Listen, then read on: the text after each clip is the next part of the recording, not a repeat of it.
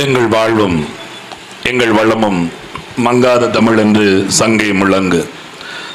எங்கள் பகவர் எங்கோ மறைந்தார், இங்குள்ள தமிழர்கள் ஒன்றாதல் கண்டு முழங்கு சங்கே முழங்கு. திங்களோடும் செல்லும் வருதி தன்னோடும் மின்னோடும் உடுக்கலோடும் மங்கு கடல் இவற்றோடும் பிறந்த தமிழோடு பிறந்தோம் நாங்கள். ஆண்மை சிங்கத்தின் கூட்டம் என சிறியோர்க்கு ஞாபகம் செய் முழங்கு சங்கே முழங்கு. ஐயா காமராஜர் அவர்களின் பிறந்த நாளை முன்னிட்டு நடந்து கொண்டிருக்கிற இந்த பொதுக்கூட்டத்தை ஏற்பாடு செய்து நடத்தி கொண்டிருக்கிற இந்த ஏலாக்குறிச்சியை சேர்ந்த நாம் தமிழர் கட்சியின் பொறுப்பாளர்களுக்கும், இந்த அரியலூர் சட்டமன்ற தொகுதியின் மாநில பொறுப்பாளர்களாக அண்ணன் சீமானால் அறிவிக்கப்பட்டிருக்கிற அண்ணன் சண்முகம் மற்றும் அக்கா அன்பரசி சந்திரசேகர் அவர்களுக்கும்,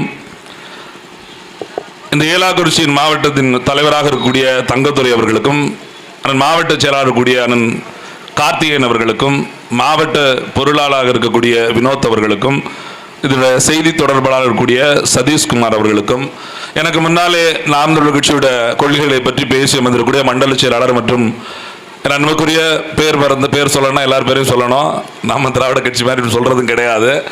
அதனால வந்திருக்கக்கூடிய அத்துணை உறவுகளுக்கும், எனக்கு முன்னாலே ஒரு சிறப்பான உரையாற்றி அமர்ந்திருக்கிற அண்ணன் நாம் தமிழர் கட்சியோட மாநில கொள்கை பரப்பு செயலாளர் தஞ்சை கரிகாலன் அவர்களுக்கும், ஏன்னா அண்ணன் இப்படி பார்த்து பேசும்போது SS படம் இருந்துருச்சு, சிவசங்கர் தானே, அப்படி பார்த்ததுனால அவர் இது கொண்டு வந்த தொகுதின்னு நினைச்சிட்டு போயிட்டாங்க. இது அரியலூர் தொகுதி. அண்ணன் SS மனசுல வச்சுட்டு பேசுறதுனால குன்னத்துல அவரை தோக்கடிக்கணும் முடிவு பண்ணிட்டாரு. இங்க நீங்க கோட்டு போட்டிருக்க அவர் தோத்துருக்க அப்படின்னு சொல்லிட்டு போயிட்டாரு. அதனால அரியலூர்ல நிற்கக்கூடிய எங்க பிள்ளைகளுக்கு உங்கள் வாக்குகளை செலுத்துங்க என்று எங்க அண்ணன் தஞ்சை கரிகாலன் சார்பாகவும் கேட்டுக்கொண்டு, இந்த கூறப்பட்ட கூட்டத்தை ஏற்பாடு செய்த அத்தனை உறவுகளுக்கும், கூட்டத்தில் கலந்து கொண்டிருக்கிற தாய் தமிழர்கள் அனைவருக்கும் நாம் தமிழர் கட்சியின் சார்பாக செந்தமிழன் சீமான் அவர்களின் சார்பாக மாலை நேர வணக்கம். உண்மையில ரொம்ப மகிழ்ச்சியா இருக்குது. ஏன்னா இந்த பகுதி நான் புத்தகங்களில் படித்த பகுதி.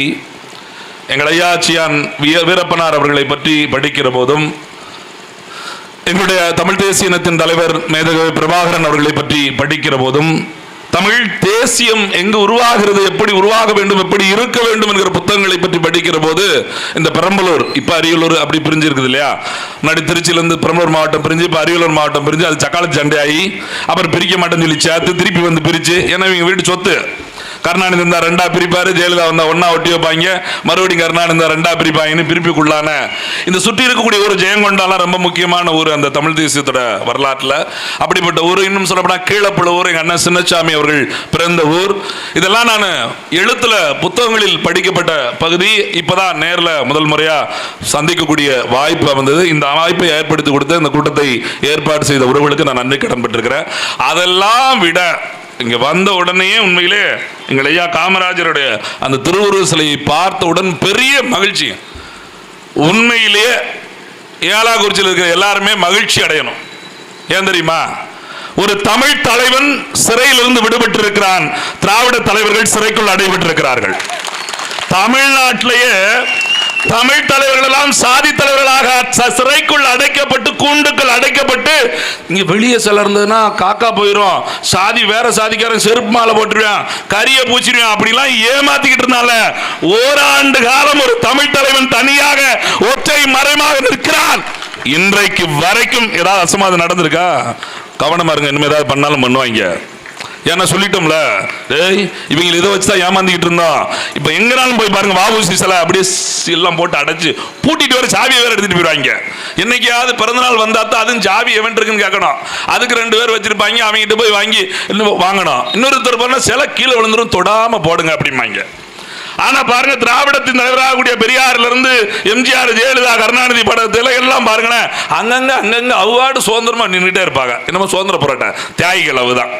அவங்க சிலையில எவனும் கக்கா போறது கிடையாது, எவனும் செருப்பு மாலை போடுறது கிடையாது. ஏன்னா அப்படி சொல்லி வைப்பான். ஏன்னா அவர்கள் திராவிட தலைவர்கள். காமராஜரா, வஉசியா, கிளப்பலூர் சின்னசாமியா இப்படி எல்லாம் எடுத்துட்டீங்கன்னு வச்சுக்கோங்க, அவன் தமிழ் தேசிய தலைவன்.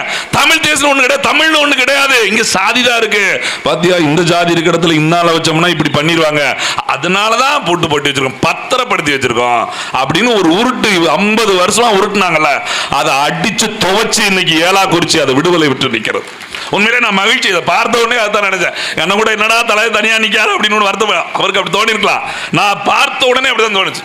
நான் இது போய் அப்படியே எடுத்துட்டு போய் எங்க ஊர்ல போய் சொல்லணும், கேட்டுங்கடா, சம்பந்தமே இல்ல இடத்துல தலைவன் தனியா நிக்கிறான்டா, சொந்த இடத்துல பிறந்த இடத்துல கூண்டுக்குள்ள வச்சிருக்கோம் விருதுநகர்ல அப்படின்னு என் மண்ணில் போய் நான் சொல்லணும். இங்கே காமராஜருக்கு என்ன சம்பந்தம்? ஒண்ணுமே இல்லையா, ஒண்ணுமே இல்லையா. காமராஜரின் வாரிசுகள் வந்து இங்க சிலை வைத்தாங்களா? காமராஜர் சார்ந்த இயக்கத்தை சார்ந்தவர்கள் இங்க வந்து சிலை வைத்து விட்டால் கிடையாது. காமராஜர் முதலமைச்சராக இருக்கிற போது இந்த மண்ணை சார்ந்த மக்களும் வாக்களித்தார்கள், வாக்களிக்கவில்லை என்பதெல்லாம் தாண்டி இந்த மக்களுக்கு தேவையான ஒன்றை செய்துட்டு போனார்கள். அந்த புள்ளம்பாடி வாய்க்கால், அதற்கு நன்றி கடனாகத்தான் இன்றைக்கு காமராஜர் இங்கு நின்று கொண்டிருக்கிறார். அதான உண்மை. உண்மையிலே காமராஜர் பிறந்தநாள் கூட்டம்லாம் நடத்தணும்னு வச்சுக்கோங்களேன், 234 தொகுதியிலையும் நடத்தணும். 20 மாவட்டத்தில் அணைக்கட்டு தொடங்கி வச்சிருக்காரு. 20 மாவட்டத்தில் எங்க? தென்காசியில மணிமுத்தாறு தொடங்கி தேனி மாவட்டத்தில் வைகை தொடங்கி இங்க வரைக்கும் புள்ளம்பாடி வரைக்கும் 20 மாவட்டத்தில் அணைக்கட்டும் வாக்காலையும் திறந்து வைத்திருக்கார். எவ்வளவு ஏக்கர் பாசன நிலம் பயன்படும் நினைச்சு பாருங்க. எவ்வளவு லட்சம் மக்கள் அந்த பாசன நிலத்தால் விவசாயம் செய்வதனால் தங்கள் வாழ்வாதாரத்தை நீட்டித்துக் கொண்டிருப்பார்கள். யோசித்து பாருங்க. அதை தாண்டி வேலை வாய்ப்பு, தொழிற்சாலை இன்னைக்கு எல்லாம் பேசுறாங்க, நாங்க 2 கோடி பேருக்கு வேலை கொடுத்துட்டோம். எது 4 வருஷத்துல இவங்க பேசிக்கிட்டு இருக்காங்க. 9 வருஷத்துல அவர் திறந்த தொழிற்சாலை 9 தொழிற்சாலைகள். நான் இந்த விளையாட்டுக்கு என்னமோ பேசுறோம், மேடைக்காக பேசுறோம் அப்படின்னு நினைக்காதீங்க. உங்களுக்கு தெரிஞ்ச தகவலா இருக்கலாம். ஏன்னா என் பேச்சை கேட்டிருக்கிற பாதி பேர் என் வயசுக்கு மூத்தவங்க, உங்களுக்கு பின்னாடி வந்தவங்க தான். நாங்கள் இந்த அரசியலுக்கு வந்ததுக்கு அப்புறம் தான் எங்க தலைவர்களை பற்றி எங்க அண்ணன் சீமான் அவர்கள் பேசியதுக்கு அப்புறம் தான் கத்துக்கவே தொடங்கணும். ஏன்னா பள்ளிக்கூடத்துல காமராஜருக்கு 2 பக்கம் தான் ஒதுக்குனாங்க. பள்ளிக்கூடத்துல காமராஜருக்கு 2 பக்கம் தான் ஒதுக்குனாங்க. 5 மார்க் தான் கொடுத்தாங்க.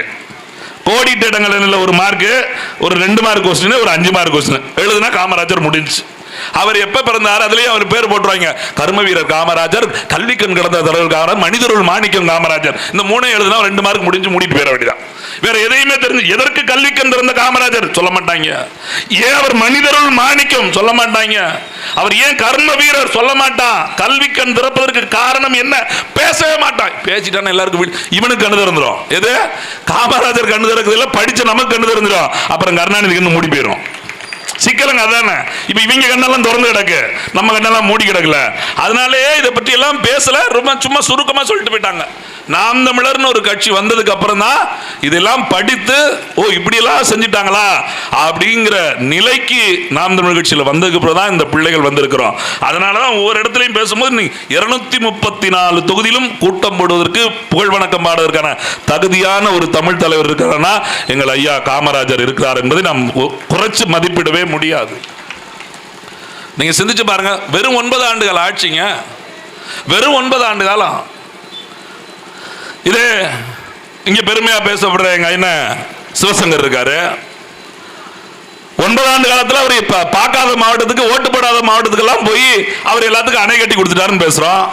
அண்ணன் பெரம்பலூர் மாவட்டத்தில் இங்கதான் இருக்கிறாரு, அரியலூர் மாவட்டத்தில் இருக்கிறாரு, பெரம்பலூர் இருக்கக்கூடிய குன்னத்துல எம்எல்ஏ இருக்காரு. குன்ன ரோட்ல நேற்று தான் பயணிச்சுட்டு வந்தேன். அவர் தான் போக்குவரத்துறை அமைச்சர். அவர் விடுற பேருந்து தான் ஓடிக்கிட்டு இருக்கு. சிற்றுந்தும் ஓடுது, பேருந்தும் ஓடுது. ஓடுதா குதிச்சு குதிச்சு போகுது.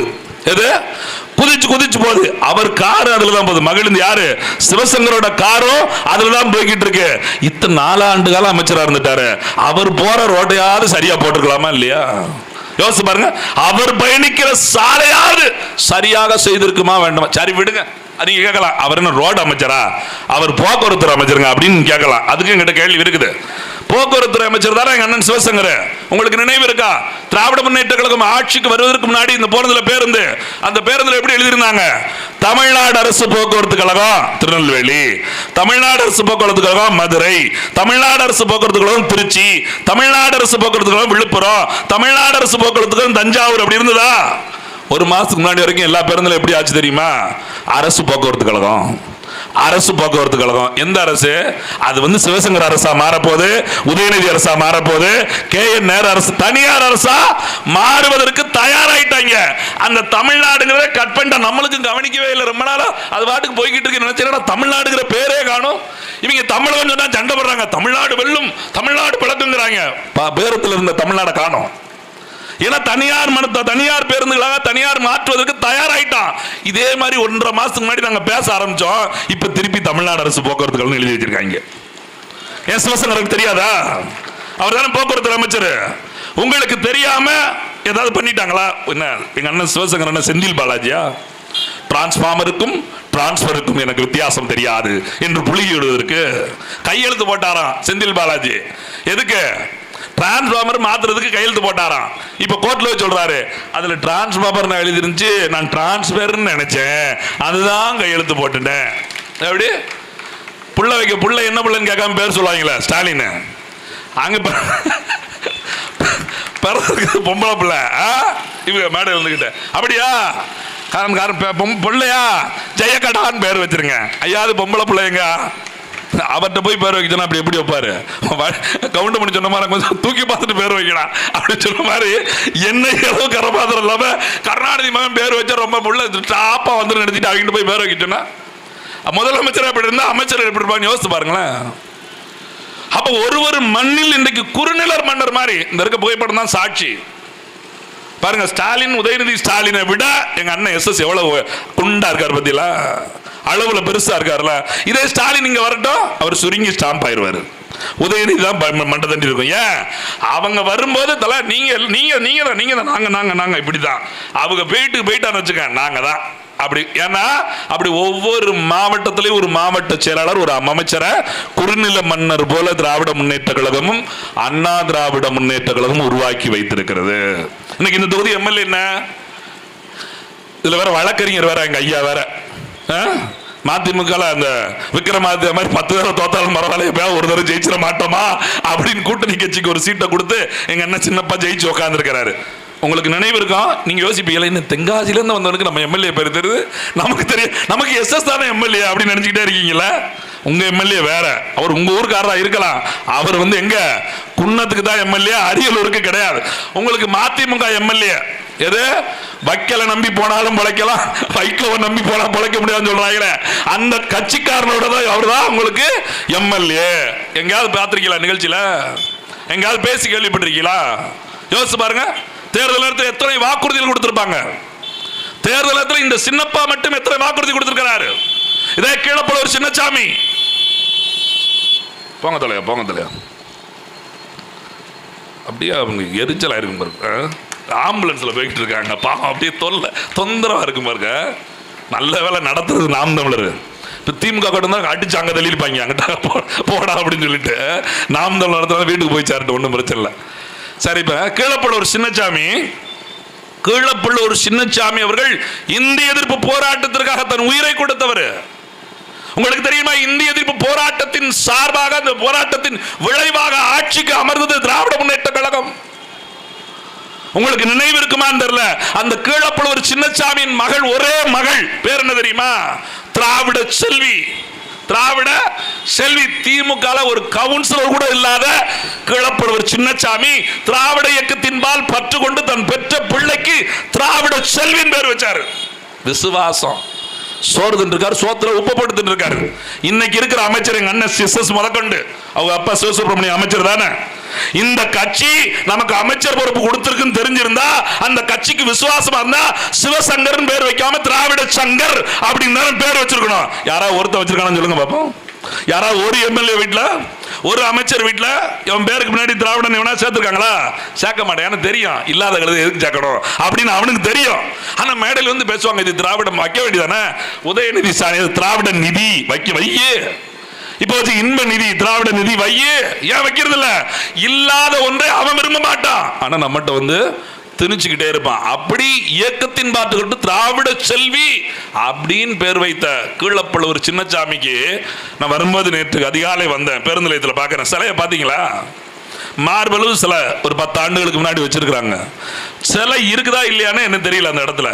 நல்லா நினைச்சு பாருங்க, அந்த ஊரில் பிறந்து மொழி ஒரு மொழி தாங்க. என் குடும்பம் கஷ்டப்படுதுன்னு சாகல, என் குடும்பம் வறுமை நிலையில் இருக்குன்னு அவன் சாகல. தன்னை காப்பாற்ற முடியவில்லை, தான் பெற்ற மனைவி, தான் கட்டிய மனைவியும் பெற்ற குழந்தையும் காப்பாற்ற முடியலன்னு சாகல. தான் பேசுகிற மொழி நசுக்கப்படுகிறது, அடுத்தவன் மொழி இந்த மண்ணில் அலுவல் மொழியாக ஆக்கப்படுகிறது என்ற ஒற்றை கோரிக்கைக்காக தன் உயிரை தியாகம் செய்தவன் கீழப்பழுவூர் சின்னசாமி. அவருக்கு சிலைக்கு 2க்கு 2 ஒன்று வச்சிருக்காங்க. 2க்கு 2 சரின்னு இப்படி திரும்பி பார்க்க இந்த ஜோடி அப்படியே நிக்குதாங்க. இந்த ஜோடி அங்கேயே நிக்குது. யாரா ஜோடி ஜோடியா நிக்கிறாங்கன்னு பார்த்தா அவங்களுக்கு 1.5 சென்ட் ஒதுக்கியிருக்காங்க. சரி, அந்த ஜோடி 1.5 சென்ட் நிக்கிற பார்த்தா இங்க ஜோடியே இல்லாம ஒரு 3 சென்ட் ஆட்டையை போட்டு வச்சிருக்காங்க. கேட்டா அது அதிமுக 1.5 சென்ட், இது ஆளுங்கட்சிக்கு 3 சென்ட். அதுல பாருங்க எல்லாம் சுத்தி இந்த கல்லு வச்சு கம்பி எல்லாம் கட்டிட்டாங்க. எது? பேருந்து நிலையத்துல ஆட்டையை போட்டான். இங்க காவல்துறை இருக்குல்ல, இங்க வருவாய்த்துறை இருக்குல்ல, இங்க சட்டம் இருக்குல்ல, இந்த மண்ணில் ஆட்சி நடக்குதுல்ல, அரசாங்க நிலத்தை பட்டா போட முடியுமா? முதல்ல ஒதுக்க முடியும். ஏங்க கொடிக்கம்பத்தை பொது இடத்துல வைக்க கூடாதுன்னு சொல்லிச்சுங்க நீதிமன்றம். கொடிக்கம்பத்தை, கட்சி கொடிக்கம்பத்தை பொது இடத்துல வைக்க கூடாதுன்னு சொல்லிச்சு. இங்க இருக்கிற ஆட்சியாளர்கள் என்ன சாதனை பண்ணி கிழிச்சான்னு செலவு வைக்கணும்னு சொல்லி இந்த நீதிமன்றம் கேட்டிருக்கணும்ல. பேருந்து நிலையத்தை இந்த மண்ணுக்காக செத்து போன செலவு வைக்கிறதுக்கு 2 இதுல வேற எங்க அண்ணன் சின்னப்பா வேற சொல்லிட்டாரு, நான் ஜெயிச்சு வந்தோம்னா அவருக்கு மணிமண்டபம் கட்டுவாங்க. வழக்கம் போல 4 வருஷம் முடிஞ்சோன்னு இப்பதான் ஆரம்பிச்சிருக்காங்க. ஏன்னா அப்பதானே ஓட்டு வாங்கும்போது கேட்பாங்க, செருப்பு கழித்து அடிப்பார்ல, இந்த வேலை ஆரம்பிச்சிருச்சுங்க சொல்லிக்கலாம்ல. எப்படி திட்டத்துல பாதி அறிவிச்ச பாதி திட்டம் 11 இங்க சிமெண்ட் ஃபேக்டரி இருக்குது. போற ரோடெல்லாம் பாருங்க சரியில்லாம இருக்கு. நாங்க அதெல்லாம் மேம்பாலமா போட்டு தந்தோம். மேல ஒண்ணு இல்ல, வெட்ட வழி தான் இருக்கு. ஆட்சி முடிய போது 5 வருஷம் ஆயிடுச்சு. எங்க மேம்பாலம் போட்டிருக்காரு சொல்லுங்க பாப்போம். அப்ப எது ஒன்றும் நீங்க தேர்தலை சந்திக்கும் போது வாக்குறுதி ஒன்று கொடுக்குமே, அதுவே லஞ்சம் தாங்க. தேர்தலை சந்திக்கிற போது கொடுக்கிற வாக்குறுதியே லஞ்சங்கிறார் யாரு? எங்களை காமராஜர் முதலமைச்சர். நல்ல வரலாறு புரிஞ்சுக்குங்க. என்னடா வாக்குறுதி கொடுக்க தப்பா நீங்க நினைக்கலாம். காமராஜர் முதலமைச்சர் ஆகிறவர் எம்எல்ஏ இருக்கணும் சட்ட விதி. அவர் எம்எல்ஏ இல்ல. அப்ப 6 மாதத்துக்குள்ள இடைத்தேர்தல் வைக்கணும். எங்க வைக்கிறாங்க? குடியாத்தம் இருக்கு பாருங்க, வேலூர் மாவட்டம் குடியாத்தத்துல இடைத்தேர்தல். அவர் எடுத்து கம்யூனிஸ்ட் கட்சியில் ஒருத்தர் நிக்கிறாரு. காமராஜர் எடுத்து கம்யூனிஸ்ட் கட்சியில் ஒருத்தர் நிக்கிறாரு. காமராஜர் அங்க பிரச்சாரத்துக்கு போயிறாரு, ஓட்டு கேட்க போய் நிக்கிறாரு. பக்கத்துல இருந்த காங்கிரஸ் கட்சிக்காரர் சொல்றாரு, ஐயா இந்த பாலம் ரொம்ப நாளா கட்டாம கிடக்கு, ரொம்ப வருஷமா கட்டாம கிடக்கு, இதுல ஒரு பாலம் மட்டும் போட்டு கொடுக்கணும்னு சொல்லுங்க, நம்ம எல்லாரும் நமக்கு ஓட்டு போட்டுருவாங்க, நம்ம ஜெயிச்சிடலாம் அப்படின்னு சொல்றாரு.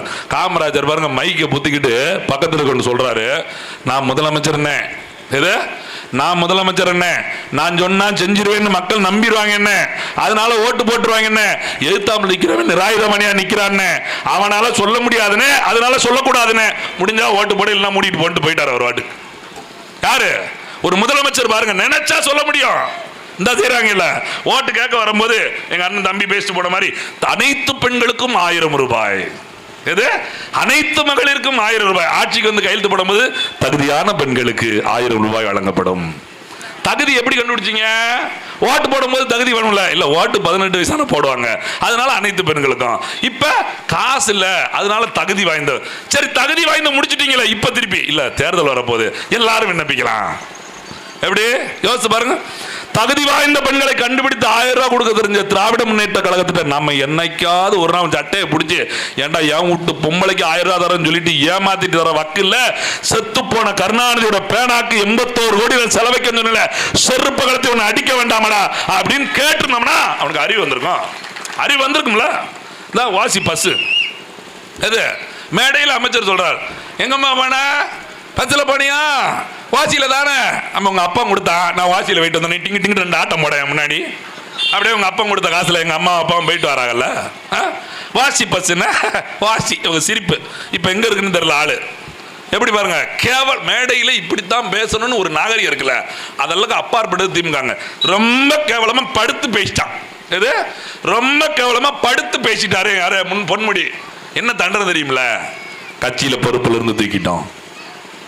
தல அவர் நாட்டுக்கு அமைச்சருங்க, நாட்டு மக்கள்கிட்ட தான் பேசுறேன். மூதேவி நீ தான் முதலமைச்சர், அமைச்சராக தப்பா பேச அவனை நீக்கணும் அப்படின்னா நானும் அப்படித்தான் பேசுவேன், அதெல்லாம் கண்டுக்கிறது இல்லை. அப்படித்தானே அர்த்தம்? அப்படித்தானே அர்த்தம்? ஒரு அமைச்சர் எவ்வளவு தரம் தாழ்ந்து ஒரு பொதுமக்கள்கிட்ட பேசுறாரு, தூக்கி இருக்கணுமா வேண்டாமா? ஆனா உண்மையில அந்த மக்கள் நல்லது பண்ணாங்க, சகதி கொண்டே இருந்தாங்க. பத்திங்களா கொஞ்சம் இருக்குது. என்னன்னா தனியா சொல்றது கொஞ்சம் பயமா இருக்கு. ஏன்னா போட்டு கொடுத்துருவான் திமுக காரன், இவன் தாங்க அவன் தான் நீங்க இப்படி சொன்னா அப்படின்னு தூக்கி உள்ள வச்சிருவாங்களா. ஏன்னா நம்மளால எப்ப கூட்டம் வரும்போது அமைதியா விட்டுருவாங்க, அப்புறம் தனித்தனியா தூக்கிடுவாங்க. இப்ப அஜித்குமார் மரணம், அஜித்குமார் இறந்துட்டாரு, அந்த வீட்டில் எப்படி பேரம் பேசலாம்னு நினைக்கிறீங்க? நீ பாட்டு ரொம்ப மற்ற கட்சிக்காரன் சொல்றாங்களா இது பண்ணிட்டு இருக்காத, உனக்கு இன்னொரு பிள்ளை இருக்குது நவீன், இன்னைக்கு அவன் ஏதோ கொடுக்குறான் வாங்கிட்டு சும்மா ஏதாவது பண்ணிட்டு இருந்தான்னு வச்சுக்கோமே, இன்னைக்கு வரவன் நாளைக்கு வர மாட்டான், 1 மாசம் கழிச்சு 2 மாசம் கழிச்சு 1 வருஷம் கழிச்சு எல்லாரும் வீட்டுக்கு போயிடுவாங்க. ஆனா போலீஸ் இங்கேயே தான் இருக்கும். உன் மகன் சின்ன மகன் நவீன் மேலையும் கோயில கேச போட்டு உள்ள விட்டுருவாங்க, கஞ்சா கேச போட்டு உள்ள விட்டுருவாங்க. அதனால சொல்லுதை வாங்கிட்டு 5 லட்சத்தை வாங்கிட்டு அமைதியா போயிருந்து மிரட்டி, எது அவங்களுக்கு ஆறுதல் சொல்லல, மிரட்டி 5 லட்சம் கொடுத்து அதுக்கு வெளியில முதல்ல சொல்றாங்க 50 லட்சம் பேரம் பேசப்படுகிறது. எது 50 லட்சம் பேரம் பேச எங்க இருந்து பேசுறான்னு கடைசியில் பார்த்தா கட்சியில இருந்து தான் பேசியிருக்காங்க, கவர்மெண்ட்ல இருந்து பேசவே இல்லை. அரசாங்கத்திலிருந்து பேச திமுக தான் பேசியிருக்கான்.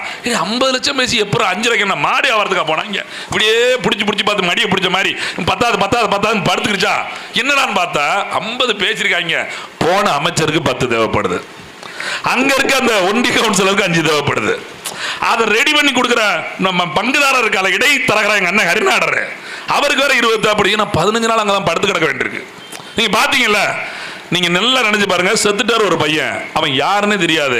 நம்மால் பம்பர மண்டையை போட்டு போய் நிக்க வந்தா தெரியுது, அவர் அண்ணாளுகளா இருப்பார் இருக்கும். அதான் இவர் வந்து நிக்காரு, கண்டுபிடிக்கான அதுக்கு தான் கொண்டு வந்து நிப்பாட்டிருக்கான். அவங்க பாருங்க இருக்க யார் பேசினாலும் பக்கத்துல வந்து மண்டையாட்டி வெக்கம் கட்டவன், யார் பேசினாலும் மண்டை. எங்க அண்ணன் ஜீமா மண்டையாட்டுறேன். இங்கிட்டு எங்க அண்ணன் சொல்லிட்டு இருக்காரு, உன்னைய சுட்டு கொள்ளணுமியா அப்படின்னு முதலமைச்சர் பேசிக்கிட்டு. ஆமா ஆமா ஆமா ஆமா ஆமா. இங்க திருமாவளவன் வந்துட்டு யாராச்சும் இப்படித்தான் நடக்கும். ஆமா ஆமா ஆமா. ஏன் 20 லட்சம் வாங்கின 20 லட்சம் மண்டையாட்டுது. அது பாருங்க, இந்த பிரச்சனை முடிகிற வரைக்கும் அங்க இருந்து போக மாட்டான், கிளம்பவே மாட்டான்.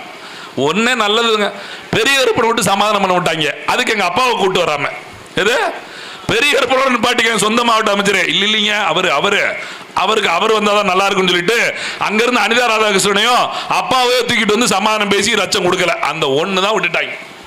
அப்ப நினைச்சு பாருங்க, ஒரு ஆட்சியாளர்கள், ஒரு மண்ணை ஆளுகிற ஆட்சியாளர் எப்படி இருக்கணும், இந்த மக்களுக்கு என்ன தேவைன்னு பார்க்கணுங்க.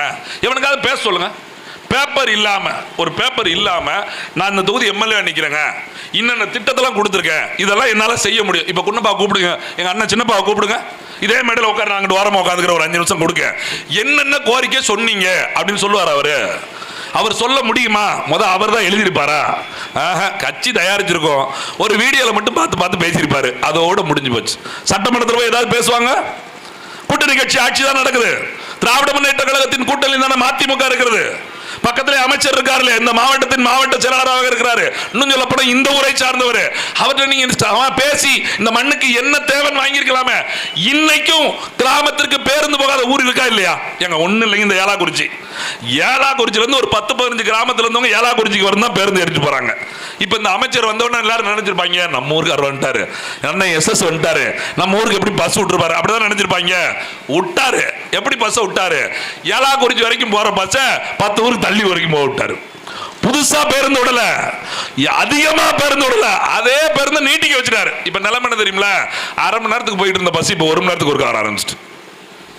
அப்ப யாருக்கு நட்டம்? இவங்க சொல்லுது, நாங்கள் அந்த ஊரிலிருந்து பேருந்தை இயக்கி விட்டோம், திருமானூரிலிருந்து இறக்கி விட்டோம், கீழப்பரூரிலிருந்து தள்ளி விட்டோம் அப்படிம்பாங்க. அது புதிய பேருந்து வந்திருக்கணும்ல. இப்ப சமீபத்தில் ஒரு வாரத்துக்கு முன்னாடி 120 சிற்றுந்துகள் முதலமைச்சர் வெளியிட்டார் தெரியுமா? அடே பெருமா, நாங்க தான் சிற்றுந்து இப்படி விட்டுருக்கோம் தெரியுமா?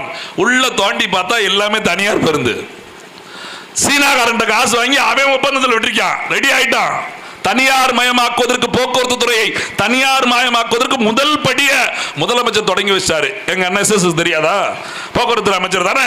மானம் ஈனம் சூடு சொரண சோத்துல உப்பு ஏதாவது இருந்தா ராஜினாமா பண்ணிட்டு வந்துடணும்ல. ஏன் ஆட்சி காலத்துல போக்குவரத்து தனியார் கொடுக்க மாட்டேன், வெளியே வந்திருக்கணும்லங்க. எங்க கல்வித்துறையை தனியார் மயப்பதற்கு ஒப்படைக்கிறாங்க இந்த அரசாங்கம், மருத்துவமனையை தனியார் துறைக்கு ஒப்படைக்கிறது இந்த அரசாங்கம். அது திமுக நலஞ்சரிதான், அதிமுக நலஞ்சரிதான். ஆனால் சாராய கடையை மட்டும் அரசு பயன்படுத்திக்கிட்டே இருக்குது, அரசு தன்வசம் வச்சுக்கிட்டே இருக்கா. நீங்க நினைச்சு பாருங்க, இந்த அரசு எப்படி சாத்தியப்படும் நினைச்சு பாருங்க. எங்கெல்லாம் மருத்துவ கல்லூரி இருக்குதோ சாராய கடை வைக்கக்கூடாது, எங்கெல்லாம் நீதிமன்றம் இருக்கோ சாராய கடை வைக்கக்கூடாது, எங்கெல்லாம் பல்க் இருக்கோ சாராய கடை வைக்கக்கூடாது, எங்கெல்லாம் கோயில் இருக்கோ சாராய கடை வைக்கக்கூடாது, எங்கெல்லாம் பள்ளிக்கூடம் இருக்கோ சாராய கடை வைக்கக்கூடாது. 5865 சாராய கடை எடுத்து பாருங்க, அதுல பாதிக்கும் மேற்பட்ட சாராய கடைகள் இந்த டாஸ்மார்க், பள்ளி கோயில் பக்கத்துல படுத்தே கிடக்குது.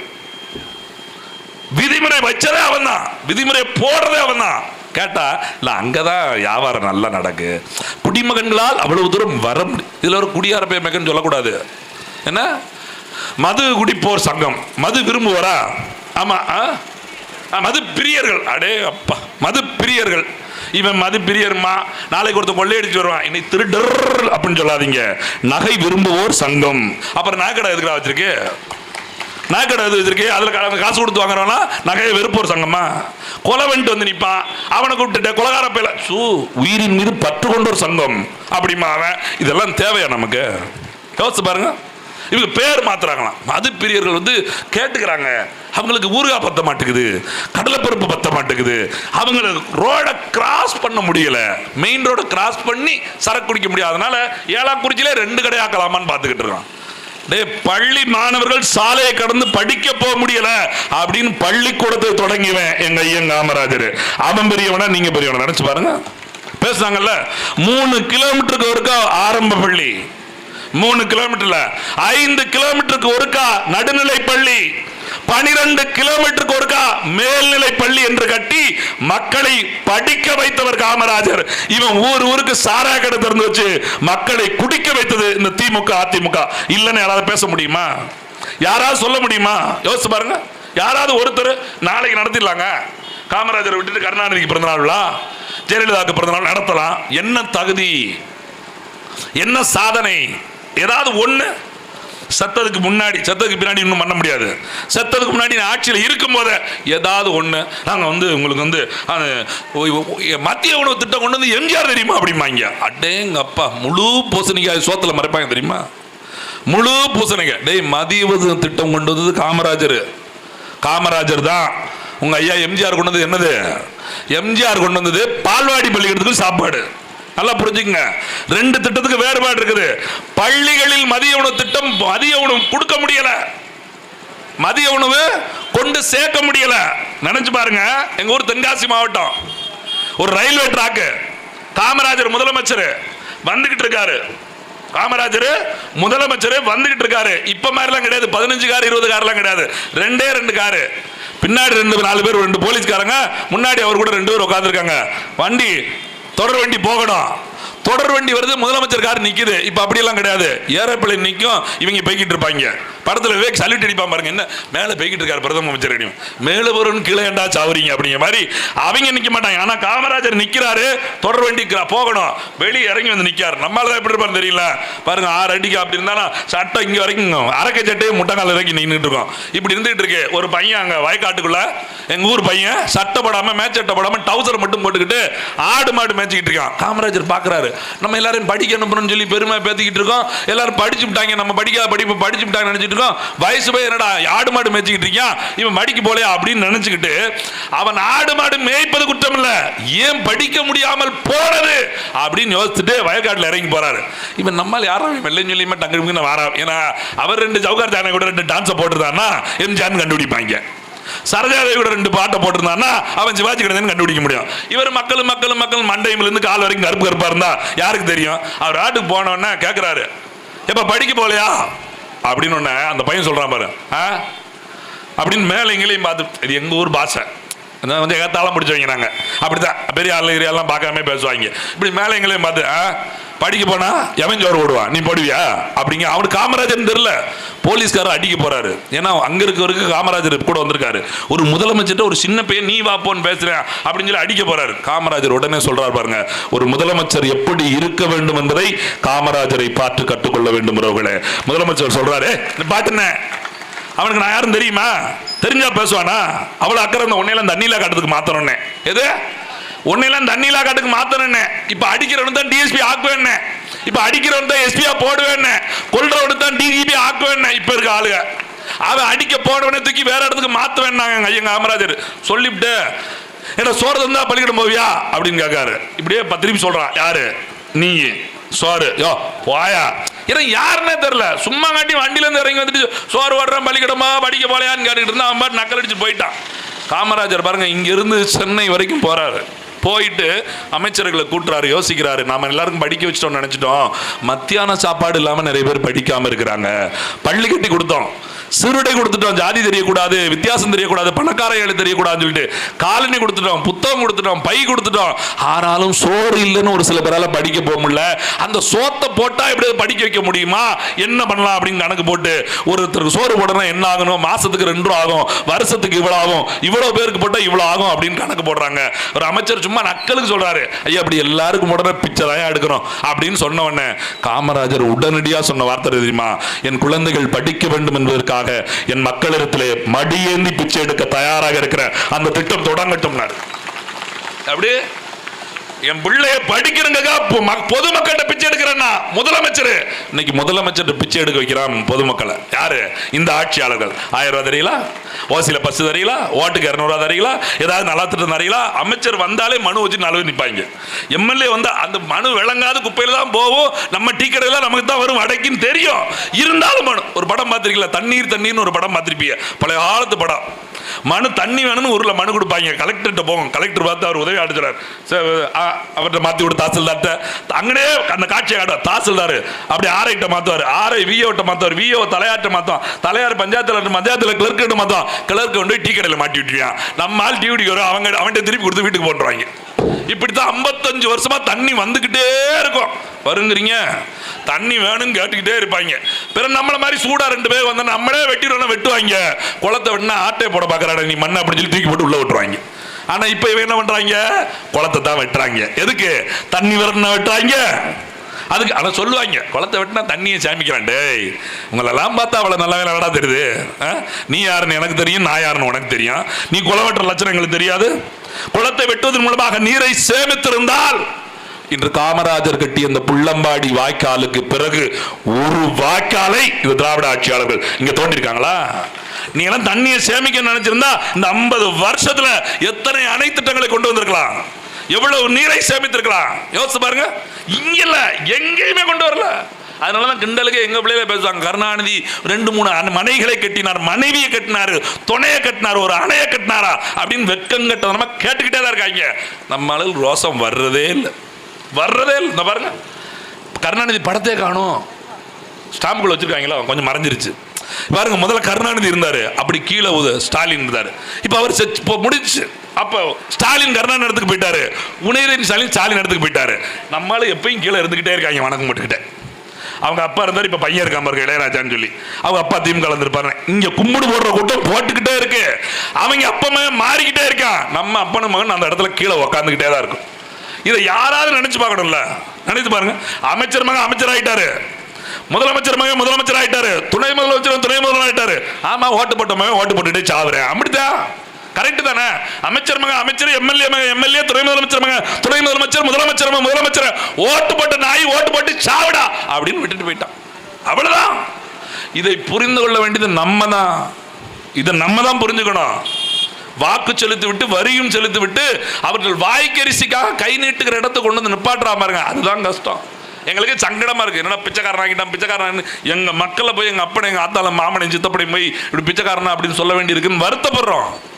ஆனா இந்த நாடு அந்த நிலையில் தானே இருக்கிறது. நீங்க அப்படிதான் யோசிச்சு பார்க்கணும். அந்த நிலைக்கு கொண்டு வந்தது யாரு? ஏங்க, எனக்கு முன்னாடி எங்க அண்ணன் மண்டல செயலர் பேசினார்ல, பேசும்போது கவனிச்சிங்களா? சொந்த தாய், பெற்ற தாய் தெருவில் போய் தண்ணி பிடிச்சா முதலமைச்சரோட அம்மா அப்படி தண்ணி பிடிக்கும் போது அந்த தெருவில் தண்ணி பிடிச்சா என்ன தெரியும்? அடிரி சண்டை வரைக்கும் போயிரும் குடத்துல. ஏன்னா ஒழுங்கா தண்ணி விட மாட்டான், 2 மணி நேரத்துல விடுவான். நம்ம வேலைக்கு போகணும், தண்ணியும் பிடிக்கணும். அங்க வரைக்கும் செங்கல் வச்சு குடத்தை வச்சு நகட்டி வச்சா தான் என் கூட முதல்ல வாங்கோட. அதே சோப்போட திருப்பி வந்துருச்சுன்னா மண்டை உடஞ்சு போயிடும். இந்த சோப்போட ஏன் இதுல வாங்கோட, இது ஏன் கூட அந்த அளவுக்கு சண்டை போட்டு தண்ணி பிடிக்கணும். சரி, காமராஜரோட அம்மா, காமராஜர் அம்மாவுக்கு உள்ள தண்ணி குழாய் போட்டு கொடுத்தா காமராஜர் நம்மளை பார்த்து கும்பிடுவார் நினைச்சு அந்த தலையாரியும் பஞ்சாயத்து தலைவர் வீட்டுக்குள்ள போட்டு விட்டாங்க. அவர் செருப்பிட்டு தான் அடிக்கல, ஓடி போயிரு மகன், உனக்கு பொறுப்பு கொடுத்தது தப்பு, கொலை எடுத்துட்டு ஓடி போயிரு. எங்க அம்மாவுக்கு மட்டும் செஞ்சு கொடுப்படா, மத்தவங்க அம்மாவுக்கு என்னடா பண்ணணும்னு கேட்டாங்க. இப்ப எப்படி நடக்குது தெரியல. முதலமைச்சர் ஸ்டாலின் கருணாநிதி உட்கார்ந்துருக்காரு, துணை முதலமைச்சர் ஸ்டாலின் உட்கார்ந்துருக்காரு, முதலமைச்சரோட பேரன் தயாநிதி தொலைதொடர்புல உட்கார்ந்துருக்காரு. ஒரே ஒரு போன் தான் கொடுத்தாங்க, அதுல இருந்து பல லட்சம் இணைப்புகளை அவன் டிவிக்கு எடுத்துட்டு போயிட்டான். இவன் கேட்கறாங்க, நம்ம டிவி தானே இருந்துட்டு போட்டோம்.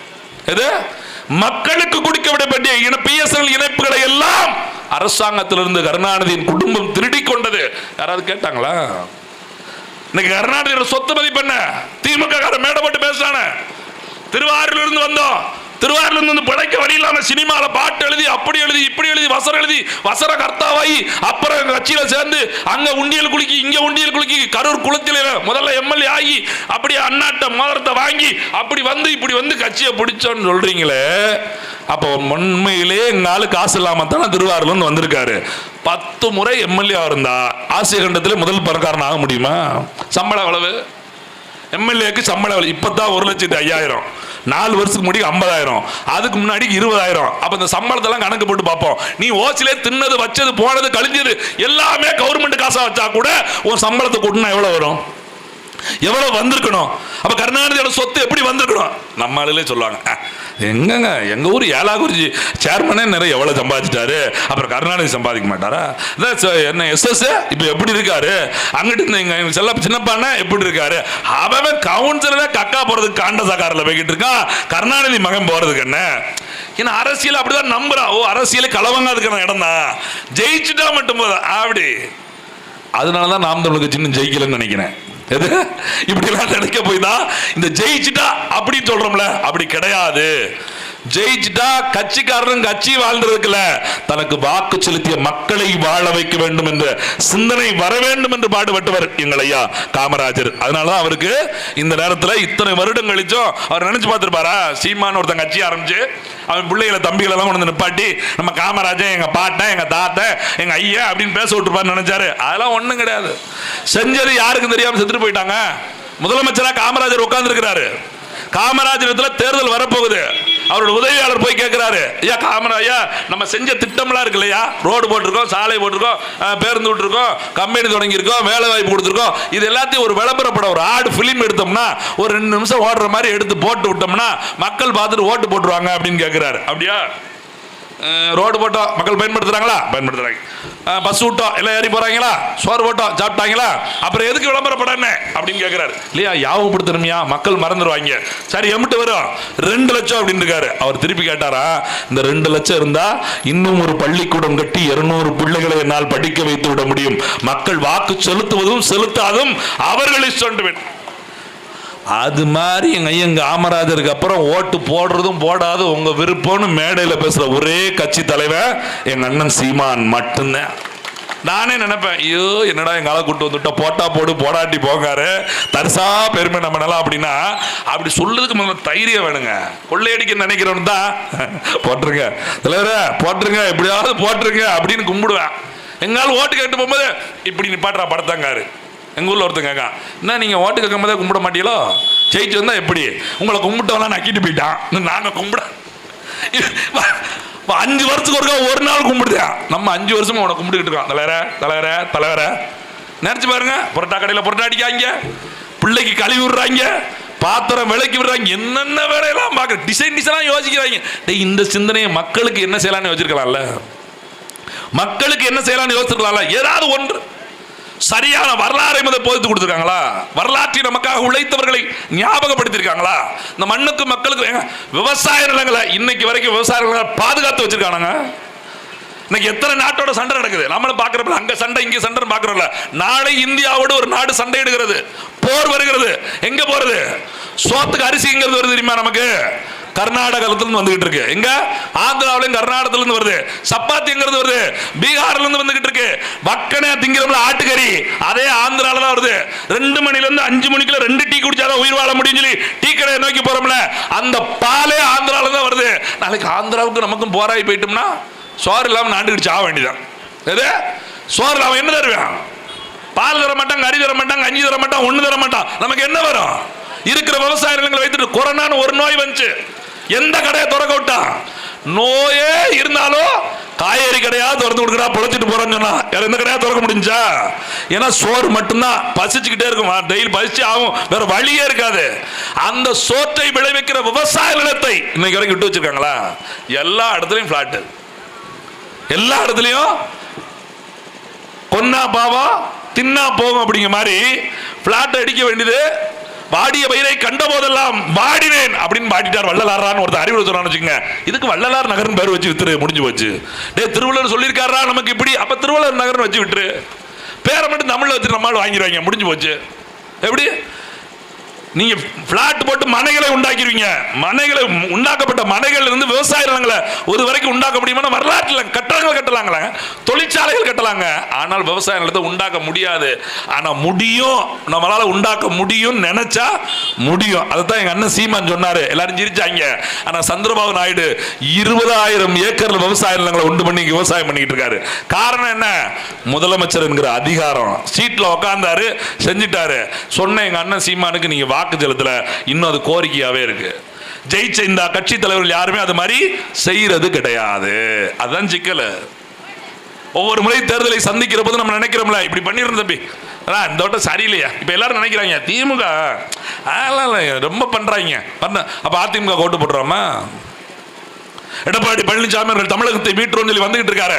உங்க மாவட்டத்துக்கு காமராஜர் பிறந்த அன்னைக்கு 15ஆம் தேதி வரப்போறாரு அரியலூர் மாவட்டத்துக்கு. 2 வார்த்தை காமராஜர் பத்தி 2 செய்தி சொல்லுங்க, படிக்காம யார்ட்டையும் கேட்காம நான் பேசுற மாதிரி 2 செய்தி.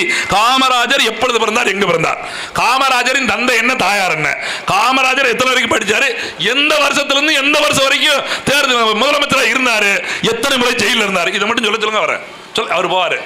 என்ன எலுஞ்சம்பளமா, நானும் விவசாயி தான். அப்புறம் இது நாட்டுக்காயா, அப்புறம் நம்ம வீட்டுக்காயா, நான் களவாண்டா வந்து வச்சிருக்காங்க வாங்குறாங்களா. உங்க வீடியோ எடுத்தோன்னே தம்பி துட்டு கொடுங்க, அது உங்க பையில இருந்து எடுக்கிற தலைவா. பக்கத்தில் இருக்க மாவட்ட செயலாளர்கிட்ட வாங்கினா அவன் மக்கள்கிட்ட கொள்ளையடிப்பான். இவன் துட்டு வாங்கி கொடுத்தோன்னே பாருங்க, எடப்பாடி பழனிசாமி ஒரு விவசாயி, அந்த விவசாயியால் தான் விவசாயத்தை புரிந்து கொள்ள முடிகிறது. 70 ரூபாய் பழத்தை கூட துட்டு கொடுத்து வாங்கினார். 70 ரூபா பழத்தை துட்டு கொடுத்து வாங்கினாரு. 700 கோடி டெண்டர் ஆட்டையை போட்டாரு. அதை எங்க போய் பேச இப்ப 21 ரூபா சுட்டு கொண்டுட்டாங்க. டிவியில தான் பார்த்தேன், சுட்டு கொண்டுட்டாங்க அப்படின்னு சொன்னவர் தானே எடப்பாடி பழனிசாமி. அப்படி சொன்னவர் தானே எடப்பாடி பழனிசாமி. அஜித்தின் மரணத்திற்கு நீதி வேண்டும். யாரு? எடப்பாடி பழனிசாமி. துடிக்கலாம் ஐயோ அப்படின்னு. 21 பேரை படுகொலை செய்துட்டு வேடிக்கை பார்த்தீங்களா? அப்ப துடிக்கல. அப்ப கருணாநிதி மகனுக்கு துடிக்குது, ஸ்டாலினுக்கு. எதிர்கட்சியா இருந்தா துடிக்குது, ஆளுங்கட்சியா இருந்தா அடங்குது. அதான் சொல்லுவாங்கல்ல, ஆளுங்கட்சியா இருக்கும்போது திராவிடம் வாங்க, எதிர்கட்சியான தமிழ் தெரியாதா, தமிழா வாருங்கள். இவ டிவியில போடாங்களே, தமிழர்களே செருப்பு கொண்டு அடி மூதேவி, திராவிடர்களே போடுற அவனுக்கு ஓட்டு போட்டலாம் திராவிடம் தானே. நீ திராவிட முன்னேற்ற கழகம் தானே வச்சிருக்க. அவங்க சொன்ன மாதிரி திருடர் முன்னேற்ற கழகம் நான் சொல்லலையே, நீ திராவிட முன்னேற்ற கழகம் தானே. போடு திராவிடர்கள். எங்களை காப்பாத்துறதுக்கு மட்டும் தமிழர்கள் வருவாங்களாம், இவங்க வாழ்றதுக்கு திராவிடர்கள். ஓட்டு கேட்கும்போது தமிழர்கள் எல்லோரும் ஒற்றுமையா இருக்க வேண்டும், தமிழை காப்பாற்ற வேண்டும், தமிழ் மொழியை பேண வேண்டும், எல்லோரும் தமிழ் படிக்க வேண்டும், செத்தாலும் தமிழ் படித்து சாக வேண்டும். இது வசனம். இதை கேட்டு நம்ம அப்படியே அப்பா கருணாநிதி மாதிரி ஒரு அப்பா இருப்பானா எப்படி எல்லாம் சொல்லி கொடுத்துருக்காங்க. எங்கடா தமிழ் அப்படின்னு பார்த்தா ஒரு மண்ணாங்கட்டியும் காணும். இந்த ஊராட்சி மன்றம், பேரூராட்சி மன்றம், இங்க மட்டும் தமிழ் மேல எப்படி தமிழ் வாழ்க, அதுல 4 எழுத்து நக்கிட்டு போயிருக்கு. அதை கூட சரி பண்ணாம வச்சிருக்காங்க. எங்கும் தமிழ், எதிலும் தமிழ். நாங்க ஒரு மண்ணாங்கட்டில இல்ல. இப்ப சொல்றாங்கல்ல, தமிழ் எழுதணும், முடிஞ்சா தங்கிலீஷ்ல கூட எழுதுங்க, ஒன்றும் தப்பு இல்லை. யாரு? வானவில் அப்படின்னா நீங்க வானவில் கூட எழுதிக்கலாம், இப்படி எழுத வேண்டிய அவசியம் இல்லை அப்படிங்கிறாரு. எப்படி முதலமைச்சர் சொல்றத பார்த்தீங்களா?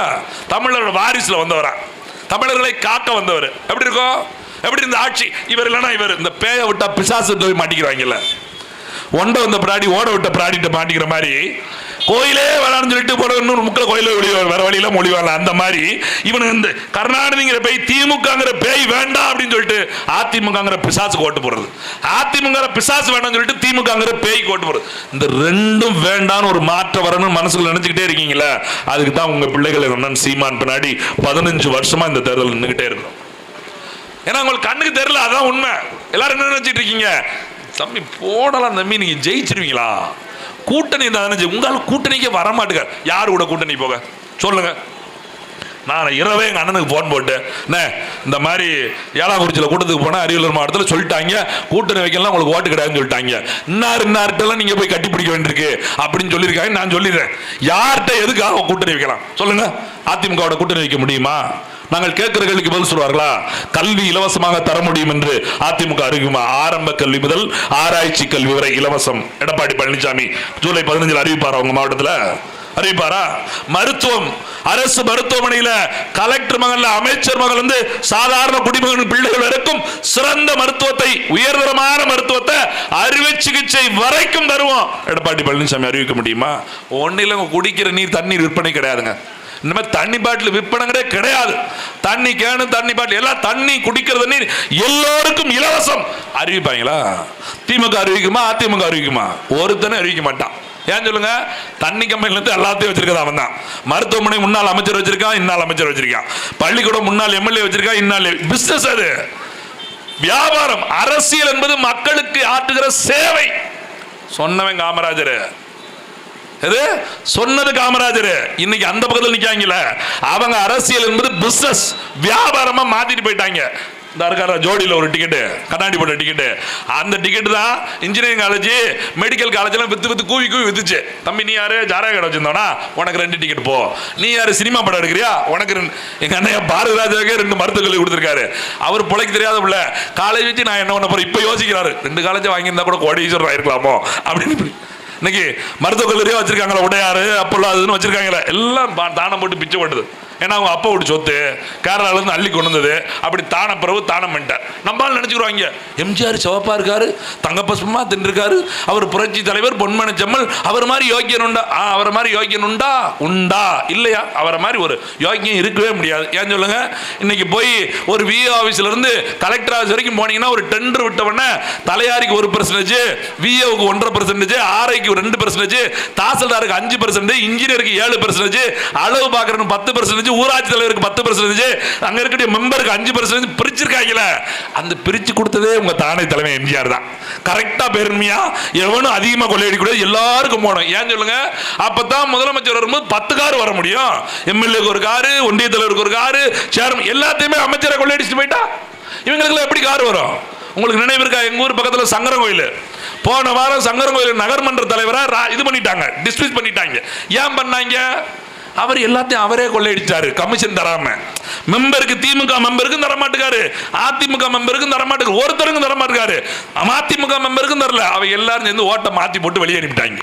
நான் கூட நினைச்சேன் நாட்டுக்கு நல்லது செய்யலன்னு வெளியே அனுப்பிட்டாரு, கமிஷன் ஒழுங்கா தர மாட்டீங்க.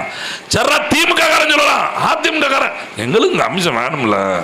டே திமுக தலைவரா, அதெல்லாம் நாங்க கவுன்சிலர் இல்ல, இங்க கமிஷன் வாங்குறதுல திமுக அதிமுக மாறுபாடு கிடையாது. அப்ப இதை மாற்றணும். கமிஷனுக்கு ஒரு வரலாறு சொல்றேன் கேளுங்க. எங்க ஐயன் காமராஜரே வச்சு, காமராஜர் அவர்கள் வெளிநாட்டு நிறுவனத்துல ஒரு ஒப்பந்தம் போடுறாங்க. எது? ஃபேக்டரி கட்டுறதுக்கு, ஆலைகளை உருவாக்கி வேலை வாய்ப்பு கொடுக்கணும் சொல்லி ஆலைகளை உருவாக்குறாங்க. அப்ப உங்களுக்கு தெரிஞ்சிருக்கும், அப்பெல்லாம் தொழில் பார்த்தீங்கன்னா கமிஷன் தான். இந்த கடையில் போய் இப்ப பெயிண்ட் எல்லாம் வாங்குறீங்கல்ல, பெயிண்டர் போய் வாங்கிட்டு நீங்களே போய் வாங்கினாலும் பெயிண்டருக்கு ஒரு கமிஷன் போயிடும். செமெண்ட் போய் வாங்கினு வச்சுங்க, அவங்க நீங்க போலனாலும் எந்த பெயிண்டர் சொல்லிவிட்டாரு அப்படின்னு எழுதி வச்சு கமிஷன் கொடுத்துருவாங்க.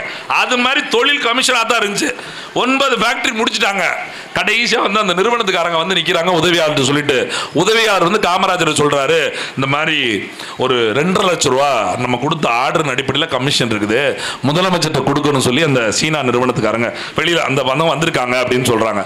காமராஜர் அப்படியே பார்த்துக்கிட்டு, அது காசா வேண்டாம், ஒரு கம்பெனிக்கான பாகங்களை உதிரி பாகங்களை கொடுக்க முடியுமான்னு கேளுங்க அப்படின்னு சொல்லி சிறுவிழுத்தூர் இருக்கு பாருங்களா, ராஜபாளையம் பக்கத்தில் சிறுவிழுத்தூர், அங்க கூட்டுறவு நூற்பாலைன்னு ஒரு நூற்பாலை உருவாவதற்கு காரணமே கமிஷன் தான். இது முதலமைச்சர் கொடுத்த கமிஷன்லயே ஒரு நூற்பாலையை தொடங்கி 10,000 பேருக்கு வேலை வாய்ப்பை கொடுத்தவர் எங்கள் ஐயன் காமராஜர். இன்னைக்கு ஏதாவது அப்படி சொல்ல முடியுமா? கமிஷன்ல கொடுக்க வேண்டாம், கவர்மெண்ட் காசுல கொடுத்துருக்கானா எவனாவது வேலை வாய்ப்பு கொடுத்துருக்காங்களா? எந்த நிறுவனம் கட்டிட்டாங்க?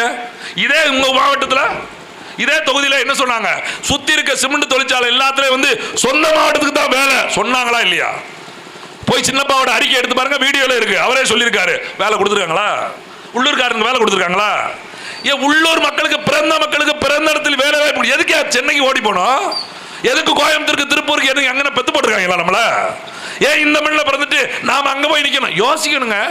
சிவசுப்பிரமணியமையும் சிவசங்கர் இங்கே வாழ்றாரு. இது சிவசுப்பிரமணியம் இங்கே வாழ்ந்தாரு, சிவசுப்பிரமணியம் மகனும் இங்கே வாழ்றாரு. சிவசுப்பிரமணியம் ஓட்டு போட்டாங்க, அப்ப இங்க வாழ்றான். இவருக்கு சிவசங்கருக்கு ஓட்டு போட்ட நான் இங்க வாழலையே, ஏன் இங்க கோயம்புத்தூருக்கும் திருப்பூருக்கும் சென்னைக்கு ஓடுறேன்? இதை நம்ம யோசிக்கணும். இப்படிலாம் யோசிச்சிடக்கூடாதுன்னா சாராய கடன் டாஸ்மார்க்னு ஒன்று திறந்து வச்சிருக்குது. நீங்க ரொம்ப யோசித்தீங்கன்னா கோபம் வந்தால் கோட்டடிக்கும், ஆத்திரம் வந்தால் ஆப்படிக்கும், அப்படியே மட்டையாகிவிடும். அவ்வளவுதான் முடிஞ்சு. தெரு தெருக்கு நீங்க கோவத்தோட போய்கிட்டே இருங்க, உங்களை கூப்பிடும், வாங்க வாங்க வாங்க அப்படி இழுக்கும். இவன் சொல்லுவான், திறந்து அந்த கடைக்கு எதுக்கு போற, பக்கத்திலே மருந்து கடை திறந்து வச்சுக்க, ரோக்கர் வாங்கி குடிக்க சாவ வேண்டியது. இவங்க விளக்கம் எது? டே 8 சாவி வச்சு பூட்டி போட்டா முடிஞ்சு போச்சு. சாராய கடை இல்லாம நாட்டில் வாழல. கொரோனா காலத்தில் சாராய கடை இல்லை இவன் சொல்றான். போன அதிமுக அமைச்சர் ராஜேந்திர பாலாஜி கை கிட்டுக்கிட்டு நடுக்கும் தம்பி, அப்படிலாம் உடனே தலை உங்களுக்கு நடுக்கும் தலை, நீங்க அடுத்தவங்க சொல்றீங்க இல்லை உடனே நிப்பாட்டினா அப்படியே நடுங்கி செத்துருவாங்க. கொரோனா காலத்தில் உடனே என்ன பண்ண, ஒரு நாயும் சாவல. நான் கூட நினைச்சேன் இந்த நாயில செத்து போயிடுவாங்க, அடுத்த சமுதாயமா நல்லா இருந்துடும் அப்படின்னு நினைச்சேன். ஒருத்தரும் சாவல. இப்ப போலீஸ் போய் கேளுங்களேன், என்ன தலைவா இப்படி எல்லாம் காய்ச்சிக்கிட்டாங்க, வீட்டை விட்டு வெளியே வர முடியலையா, எல்லாம் காய்ச்சிக்கிட்டாங்க. அப்புறம் கள்ளச்சாராய தடுக்க தனி பிரிவு வச்சிருக்கீங்களே, அப்படி பிரிவு வச்சதுக்கு அப்புறம் தான் போன வருஷம் எங்க கள்ளக்குறிச்சியில் 24 பேர் செத்து போனாங்க கள்ளச்சாராயம் குடிச்சு. அதுக்கு தான் 10 லட்சம் ரூபா. ஏன் சொல்ல தெரியுமா? கள்ளச்சாராயம் அவசரப்பட்டு குடிச்சு நீங்க டாஸ்மார்க் நாங்கள் வச்சிருவோம், நீங்க வேணும்னு போராடுங்க, நாங்கள் டாஸ்மார்க் வச்சு தரோம். இந்த இப்போ மட்டும் விருதுநகர் மாவட்டத்தில் இன்னும் 62 டாஸ்மார்க் திறக்க போறான். ஒவ்வொரு மாவட்டத்திலும் கணக்கெடுக்கணும், ஒவ்வொரு மாவட்டத்திலும் டாஸ்மார்க் கூட திறக்க. ஏன் சிந்தனையை மழுங்கடிக்கணும். பேசிக்கிட்டே இருக்கு பாருங்க, ஒருத்தன் திருச்சி கைதுட்டான். கரெக்ட் தலைவா, கரெக்ட் தலைவா. யாருங்கிறீங்க? ஸ்டாலின் தான் உள்ள இருக்கவர். முன்னாடி கருணாநிதி, இப்ப ஸ்டாலின். போட்ட சரக்குல எவனோ எதுக்கு திட்டுறதே அவனை தான் திட்டிட்டு இருப்போம், அவன் ஓட்டு போட்ட கட்சியை தான் திட்டிட்டு இருப்பான். அப்படியே கை தட்டி ரசிச்சுட்டு போயிடுவாங்க. அப்ப என்ன அர்த்தம்? ஏன் பேசுறோம், எதுக்கு பேசுறோம், எதுவுமே தேவையில்லை. இந்த நிலையை மாற்றி அமைக்க வேண்டிய அவசியம் இருக்கு இல்லையா? அதுக்கு தான் நாம் தமிழர் கட்சி தொடர்ச்சியா 15 ஆண்டுகளா இந்த களத்தில் நிற்கிறோம். இந்த 2026 உங்க தொகுதியிலும் தெரியல, தமிழ்நாடு முழுக்க தேர்தல் வருது இல்லையா? 2024 பாராளுமன்ற தேர்தல். அந்த பாராளுமன்ற தேர்தலில் பிரதமர் வேட்பாளர் யாருன்னு தெரியாத போதே நாம் தமிழருக்கு 8.2% வாக்குகளை அளித்த உங்களுக்கு நாங்கள் நன்றி சொல்ல கடமைப்பட்டிருக்கிறோம். ஏன் சொல்லுங்க, யார் எம்பி, யார் பிரதமர் வேட்பாளர் தெரியாது. எல்லாரும் சொன்னாங்க இவங்க முதலமைச்சராக சொல்றோம், இவங்களுக்கு எதுக்கு ஓட்டு அப்படின்னு சொல்லி பார்த்தாங்க. அப்பவே 36 லட்சம் ஓட்டு. இப்ப பாருங்க, இன்னைக்கு எதுக்கு நாம் தமிழரை எந்த டிபேட்லையும் சேர்க்க மாட்டேங்கான், எதுக்கு நாம் தமிழரை கருத்து கணிப்பில் சேர்க்க மாட்டேங்கிறாங்க. 2 முனை போட்டி தான் இருக்க போது, 3 முனை போட்டி தான் இருக்க போது. நாம் தமிழர் போட்டியில இல்ல. விஜய் வந்துட்டாரு, ஆமா பழமா வந்துட்டாரு, பழுத்து வந்துட்டாரு. பழுத்து வந்தா என்ன தெரியுமில, ஒரு தட்டு தட்டுனா போதும் நொறுங்கிடும். எப்படி காயினாலும் கொஞ்ச நாள் காத்திருக்கோம், பழம் வெடிச்சு சரி வைக்கணுமா, தாழ் வச்சா நல்லா இருக்கும். அப்படி சும்மா இருக்கு, சும்மா அப்படி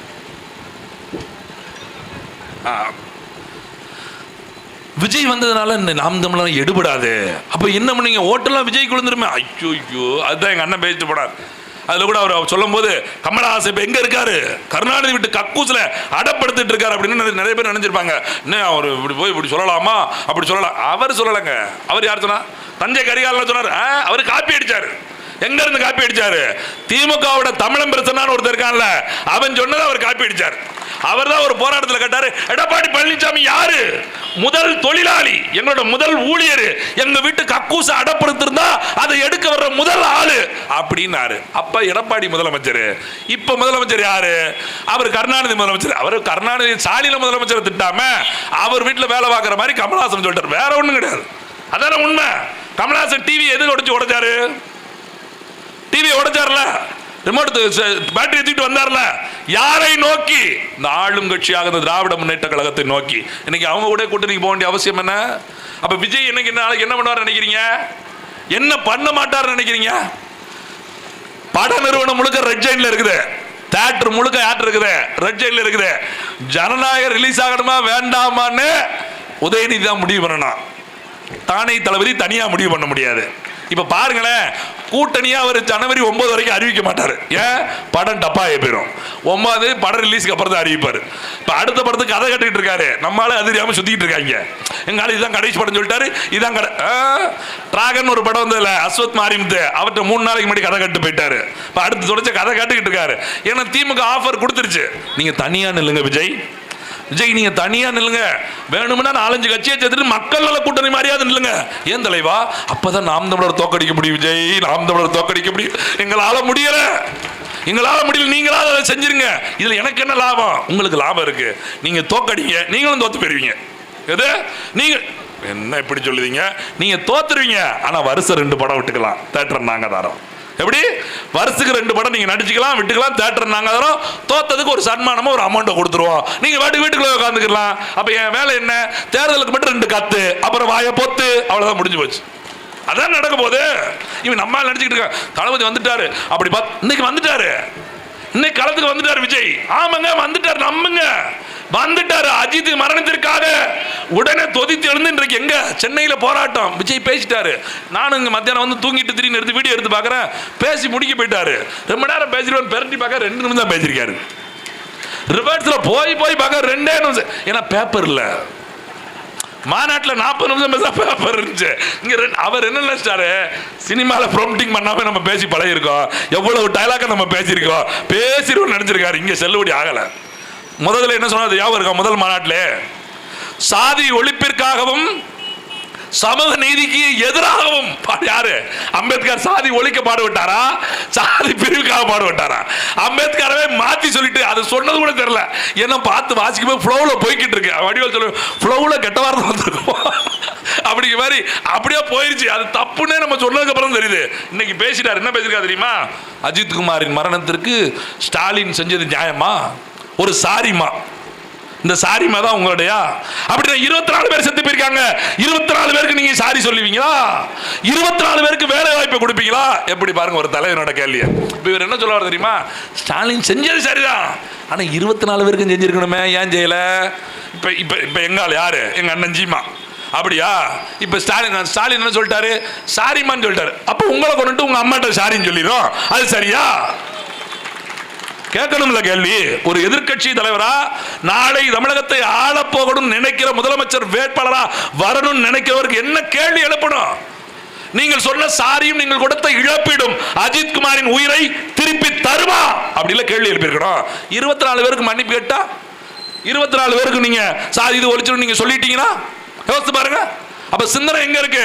அப்ப நாளை விஜய் முதலமைச்சர் அவன் சொல்றான் பாருங்க, இது நடக்குங்க.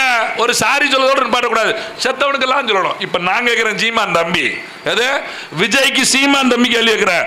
ஸ்டாலின் சாரி சொல்லதான் இருக்கட்டும், நீங்களும் அஜித்துக்கு மட்டும் தானே வீட்டுக்கு போனீங்க? 24 வீட்டுக்கு போனீங்களா? 24 வீட்டுக்கு ஸ்டாலின் விஜய் போனாரா? ஏன்னா 24 பேர் யாரும் தெரியாது. ஏன் சொல்லுங்க? அஜித் மரணம் வெளியே வந்துருச்சு. எப்படி சாத்தான்குளத்தில் தந்தை மகன் இறப்பு பிரபலமாக்கப்பட்டதோ, தொலைக்காட்சியில் பேசுபொருளாக மாற்றப்பட்டதோ, அதுபோல அஜித் மரணம் 4 ஆண்டுகளுக்கு அப்புறம் பேசுபொருளாக மாறிடுச்சு. அதனால எல்லாரும் கத்துறோம். கூட இடையில 24 செத்து போனது உங்களுக்கும் தெரியாது, எனக்கும் தெரியாது. மங்குனி அமைச்சரே விஜய் அவர்களே தெரியாது. இப்ப வந்துட்டு சாரி சொன்ன சரியா? இவங்க அரசியல் எப்படி இருக்குன்னு நினைச்சு பாருங்க. ஏங்க விஜய் ரசிகர்லாம் யாரு? ரொம்ப இளையவர்கள். அதனால சொல்றான் நாம் தமிழர் ஓட்டெல்லாம் யங்ஸ்டர் ஓட்டு. அப்ப விஜய் வந்ததுனால ஓடி போயிடும் அப்படிங்கிறாங்களா? நான் கேட்கிறேன், யங்ஸ்டர் இளைஞர்கள் வாக்கை வைத்திருக்கிற விஜய் இன்றைக்கு வரைக்கும் கல்வியை பற்றி என்ன பேசியிருக்காரு? வேலை வாய்ப்பை பற்றி என்ன பேசியிருக்காரு? ஏதாவது ஒரு இடத்துல வேலை வாய்ப்பை இப்படி கொடுப்பேன் என்னைக்கா சொல்லியிருக்காரா? இந்த 2வது மாநாடு மதுரையில் போட போறாரு. இப்ப கூட சவால் விடுற, இந்த மாநாட்டில் அவர் பேச மாட்டாரு. வேலை வாய்ப்பை பற்றி, கல்வியை பற்றி, மருத்துவரை பற்றி பேச முடியுமான்னு சொல்லி கேட்டு சொல்லுவீங்களா? விஜய் கட்சியில் இருக்கவங்க கேட்டு சொல்லுவாங்களா? உன் தலைவனை பேச சொல்லுவீங்களா? இலவசமாக கல்வி கொடுப்போம் அறிவிக்க முடியுமா விஜயால?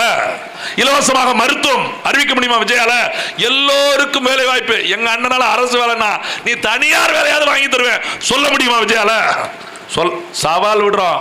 நாம் தமிழர் கட்சி அண்ணன் சீமானம் அவன் தம்பிகளுக்கு சவால் விடுறோம். அனைவருக்கும் வேலை வாய்ப்பு, படித்தவர்கள் படிக்காத அத்தனை பேருக்கும் அரசு வேலை அப்படின்னு சவால் விடுறோம். உங்களால் சொல்ல முடியுமா? சொல்ல முடியுமா? அப்புறம் போட்டு இது என்ன தெரியுமில, மக்கள்கிட்ட ஒரு மாய தோற்றத்தை ஏற்படுத்துறது. அந்த அவன் வந்துட்டான். ஏன்னா எங்க அண்ணன் சொன்ன மாதிரி விஜயகாந்த் வந்தாரு, ஓட்டு பிரிஞ்சிருச்சு. மக்கள் நல கூட்டணி வந்துச்சு, ஓட்டு பிரிஞ்சிருச்சு. கமல்ஹாசன் வந்தாரு, ஓட்டு பிரிஞ்சிருச்சு. இப்படி.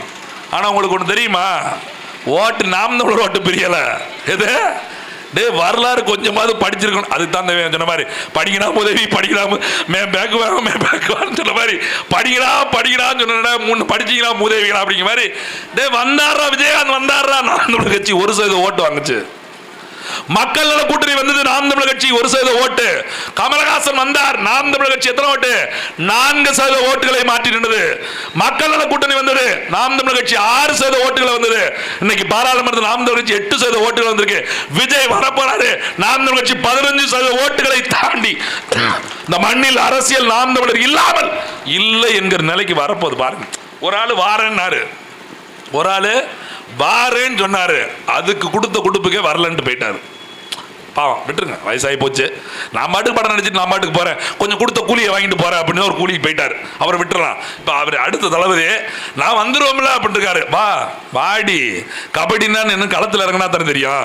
வெளியில உட்காந்து பிடிக்க வேண்டியதானே, குப்பரை விழ வேண்டியதானே. நீ விழுவல, அப்ப மிதிப்பான் பாரு தலையில ஒருத்தன். யாரு? ஒருத்தன் நாங்க தான் மிதிப்போம். இப்ப பாரு, நீ எங்களுக்கு எடுக்க தானே வார. நான் கேட்கிற சவால், தனிச்சு விஜய் போட்டிடுவாரா?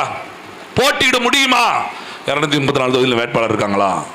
நான் கேட்போம்ல, நாங்களும் எங்களையும் கேட்டாங்கல்ல.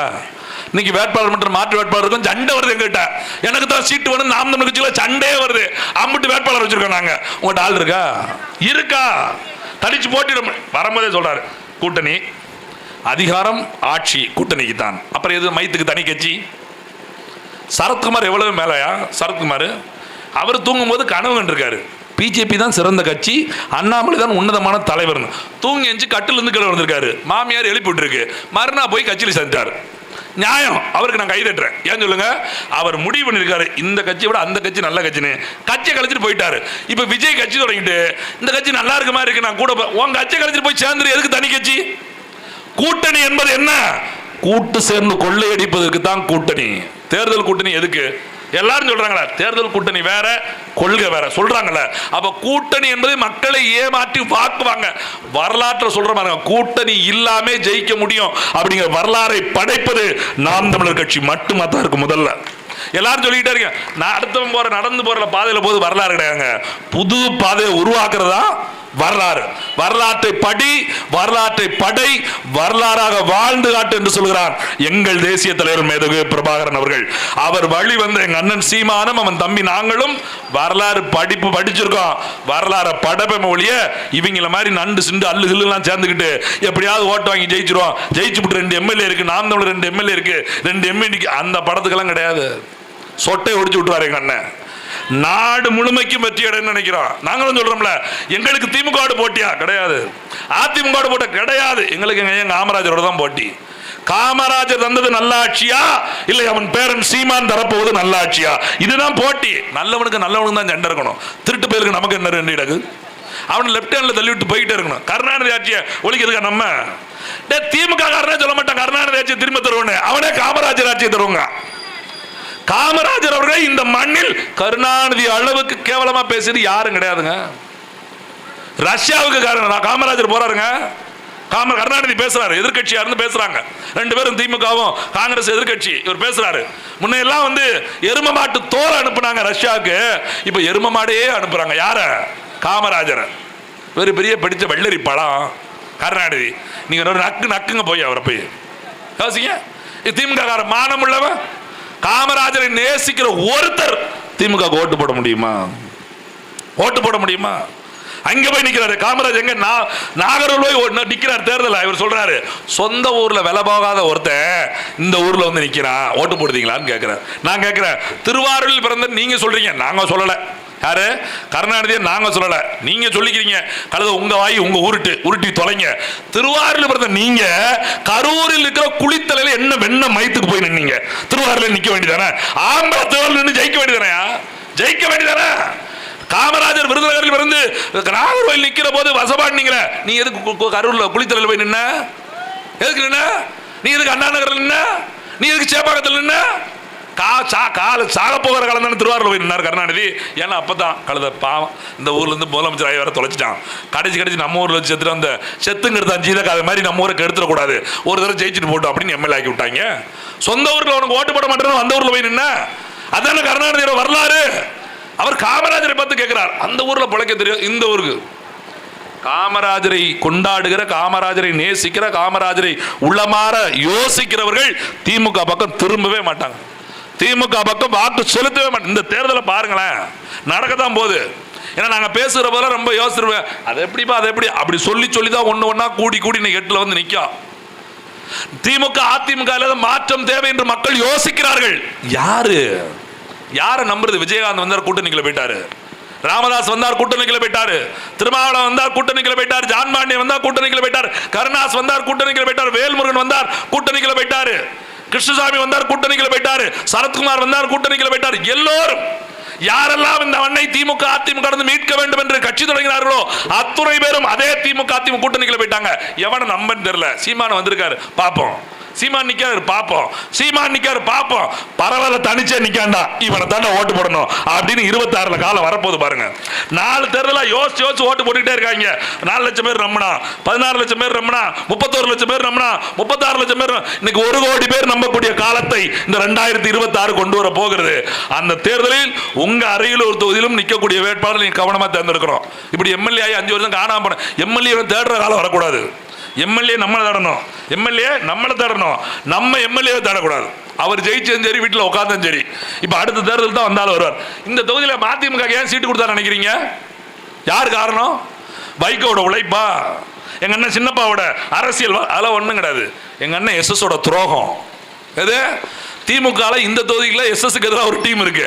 ஆகா இவனுக்கு சீட்டு வாங்கி கொடுத்தா நமக்கு மேல ஆயிடுவாங்க, கழுத கூட்டணிக்கு ஒதுக்கிறா சீட்டை, இவனை வளர விடக்கூடாது, கழுத வைக்க போனாலும் சரி நாசமா போனாலும் சரி ஜெயிச்சாலும் சரி தோத்தாலும் சரி சீக்கிரம் ஒதுக்கிற அப்படின்னு சொல்லி திமுக சீட்டை ஒதுக்காம மதிமுக தள்ளி விட்டு எங்கால. ஏன்னா இப்ப பாருங்களேன், ஒரு உரைக்குள்ள ஒரு கத்தி தான் இருக்குன்னு சொல்லுவாங்கல்ல, அது மாதிரி நம்ம மட்டும்தான் இங்க இருக்கணும் அப்படின்னு நினைச்சிட்டு இருக்காரு.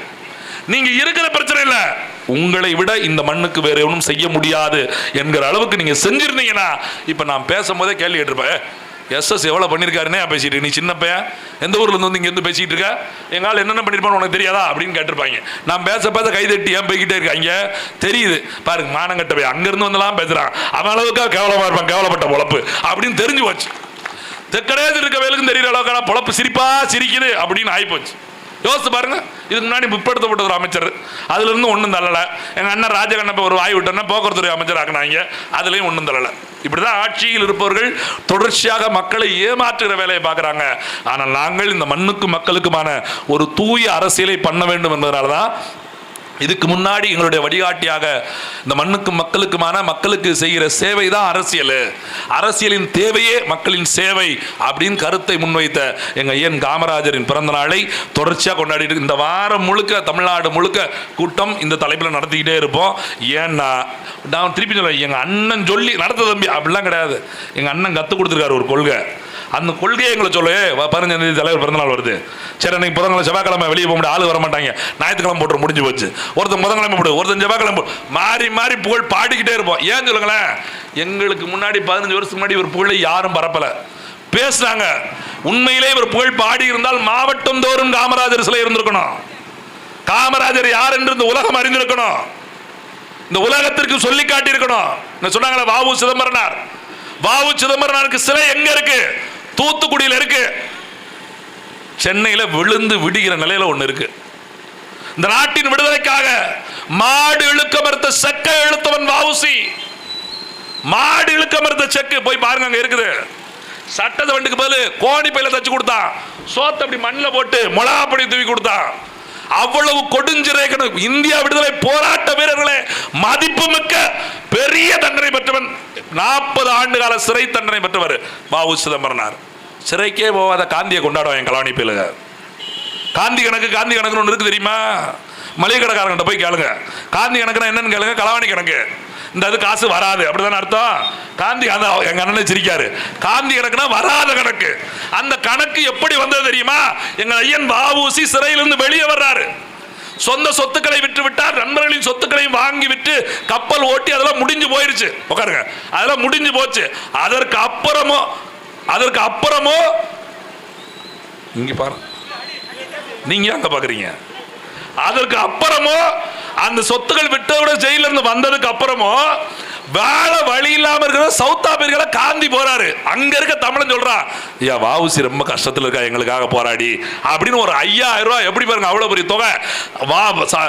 தென்னாப்பிரிக்கால் வாழக்கூடிய அத்தனை பேரும் சேர்ந்து தமிழர்கள் ஒரு 5000 ரூபாய் கொடுத்துடுறாங்க. அதுக்கப்புறம் ரொம்ப வருஷம் கழிச்சு வாவுசியை பார்த்து கேட்கறாங்க, ஐயா இந்த மாதிரி பணம் கொடுத்துட்டு வந்துச்சா அப்படின்னு. அப்படி ஒருத்தரை நான் பார்க்கவே இல்லை அப்படின்ட்டாரு வாவுசி. எது காந்திட்ட கொடுத்த பணம் வரல, அதான் காந்தி கணக்கு. இவங்க காந்திக்கு செலவு வைப்பாங்க இந்த நாட்டில், எங்க தமிழ்நாட்டில் வந்து காந்திக்கு சில காந்திக்கு கொடி போத்துவாங்க, அவர் சத்தியாகிரகம் இருந்தார், உப்பு சத்தியாகிரகம் இருந்தார், அப்படிங்க இப்படிங்க பீர்த்துவாங்க. இருக்கிற வரலாறை மறைப்பார்கள், இல்லாத வரலாற்றை உருவாக்குவார்கள். அதனாலதான் நாங்க சொல்றோம், வரலாறு சொல்லிக் கொடுக்கணும்யா, வரலாறு சொல்லிக் கொடுக்கணும். யார் கயவன், யார் நல்லவன், யார் கெட்டவன் சொல்லி கொடுத்து மூஞ்சிக்கு நேரம் சொல்லிடணும். தயவு தாட்சணமே பார்க்க, ஆமா கருணாநிதி களவாணிதான் அவ்வளவுதான். திருவாரூர்ல இருந்து ட்ரெயினுக்கு டிக்கெட் இல்லாம வந்தவருக்கு ஆசியாவில் மிகப்பெரிய பணக்காரன் பட்டம் கிடைத்தது எப்படி? ஒருத்தர் சொல்லுங்க.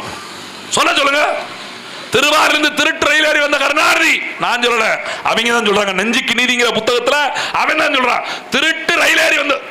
திருட்டு ரயிலா? அது என்னங்க ரயில்ல திருட்டு ரயில்? ட்ரெயின் நல்ல ட்ரெயின் தான், இது மூதேவி வித்தவுட்ல வந்திருக்கு. எது டிக்கெட் எடுக்காம வந்துட்டு ட்ரெயினையே திருட்டு ட்ரெயின் ஆக்கி விட்டாங்க. இது எப்படி? நீங்க போலீஸ் ஸ்டேஷன் போய் திருட்டு போலீஸ் ஸ்டேஷன் சொல்ல முடியுமா? தாசில்தார் ஆபீஸ் திருட்டு தாசில்தார் ஆபீஸ் சொல்ல முடியுமா? திருட்டு முதலமைச்சர் ஆபீஸ் திருட்டு பஸ் சொல்ல முடியுமா? நம்மளை எப்படி மண்டைகளை ஊத்துறாங்க திருட்டு ட்ரெயின். அப்ப திருட்டு ட்ரெயின் ஒன்று ஓடிட்டு இருந்திருக்கு. இவங்க போய் டிக்கெட் திருட்டுத்தனமா கக்கூசுகளை ஒளிஞ்சான்னு சொல்றாங்க. நான் பார்த்ததில்ல, அது வேற விஷயம்னு வச்சுக்கோங்களேன். திருட்டுத்தனமா டிக்கெட்டே இல்லாம வந்து இன்னைக்கு இவ்வளவு சொத்து சேகரித்து வச்சிருக்காருன்னா திராவிட முன்னேற்ற கழகத்தில் உள்ளவர்கள் தான் யோசிச்சு பார்க்கணும். நாம உழைத்த உழைப்பு இன்னைக்கு எவன் வீட்டில் வருமானமா கிடக்குது, நாம் செலுத்திய வாக்கு யார் வீட்டில் முதலீடாக கிடக்கிறது என்பதை சிந்தித்து பார்க்க வேண்டும். 2026 இந்த அரியலூர் சட்டமன்ற தொகுதி மக்கள் என் அண்ணன் சீமானால் நிறுத்தப்படுகிற எங்கள் அன்பு அண்ணனுக்கு உங்கள் வாக்குகளை மானமுள்ள விவசாய சின்னம் பாருங்க. ஒரு அரசியல் கட்சி ஒவ்வொரு தேர்தலுக்கும் ஒரு சின்னத்தை தூக்கிட்டு வருது பாருங்களேன். ஜெயிக்காத கட்சி, இவங்க சொல்ற ஜெயிக்காத கட்சி, இவங்க சொல்ற வெல்லாத கட்சி, இவங்க சொல்ற இதெல்லாம் கட்சியே கிடையாதுங்க, அதெல்லாம் தோக்கிற கட்சிங்க. இவங்க கூட்டணிக்கு யாரும் போவே மாட்டாங்க, இவ ரொம்ப அப்படி அப்படின்னு பேசுற கட்சி எதுக்கு சின்னத்தை மாத்தி மாத்தி கொடுக்க? நீ தான் பெரிய புடுங்கியாச்சே. உதயசூரியன் 50 வருஷமா வச்சிருக்கிய, ரெட்டலை 40 வருஷமா வச்சிருக்கிய, காங்கிரஸ் கை சின்னத்தை 60 வருஷமா வச்சிருக்கிய, தாமரை 70 வருஷமா வச்சிருக்கிய. கொடுத்து பாரு ஒரு சின்னத்தை. ஒரே சின்னத்தை கொடுத்திருந்தா தேர்தலுக்கு முன்னாடி 3 நாளைக்கு முன்னாடி கொடுத்த மை சின்னத்தை வச்சு 36 லட்சம் ஓட்டு வாங்கணும். 8 மாசத்துக்கு முன்னாடி வாங்கியிருக்கோம் விவசாய சின்னம். 8 மாசத்துக்கு முன்னாடி இந்த எப்படி சொல்லல சும்மாவே சுத்துவான். இப்ப சலங்கை வேற கட்டி ரங்கராட்டம் ஆடிடுவான். இந்த 8 மாசமா மக்களை சந்திச்சு எப்படி முன்னாடி படிப்பறிவு இல்லாத பெற்றோர்களை படிக்க வைப்பதற்காக அறிவொளி இயக்கம் நடத்தலாம் பாருங்க. அது மாதிரி மறுபடியும் அறிவொளி இயக்கமாக, மாலை நேர படிப்பகங்களாக, மாலை நேர பாடசாலையாக இப்படி கூட்டம் நடத்தி என் மக்களுக்கு விழிப்புணர்வு ஏற்படுத்தி இந்த தேர்தல் விவசாயி இல்லாமல் இந்த மண்ணில் மாற்றம் இல்லை என்ற நிலையை உருவாக்குவோம். மறுபடியும் எங்கள் கர்ம வீரர் கல்விக்கு திறந்த காமராஜர் அவர்களுக்கு நாம் தமிழர் கட்சியின் சார்பாக ஒரு புகழை போற்றி விடைபெறும். நன்றி, வணக்கம். நாம் தமிழர்.